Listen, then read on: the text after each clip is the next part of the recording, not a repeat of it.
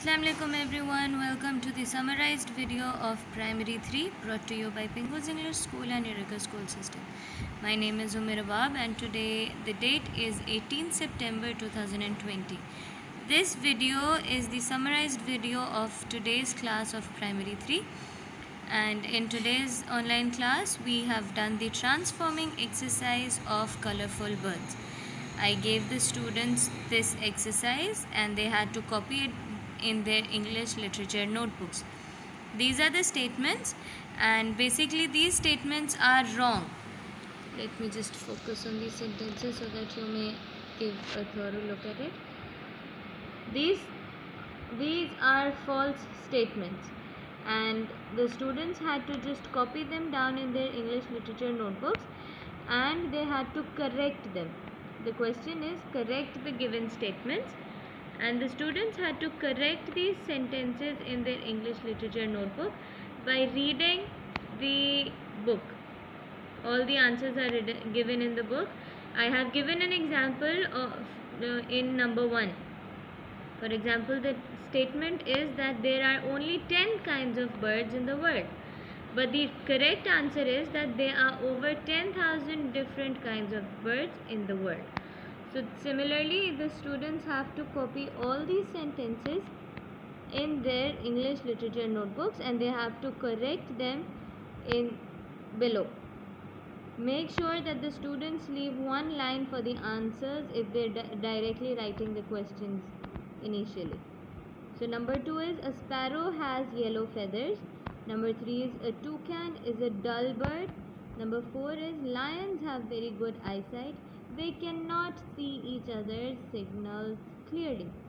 Number 5 is, peacocks hunt small animals like beetles and caterpillars. Number 6 is, hummingbirds are tall birds. 7 is, there are over 300 species of flamingos. Eclectus parrots are river birds that hunt for fish. Peahens are female birds of kingfishers. Birds of paradise turn pink when they are 2 years old. Now coming towards their homework, this is their homework that the students have to write a book review of colorful birds. I have written the pattern of how they have to write it. So this has to be written in their English literature notebook as well.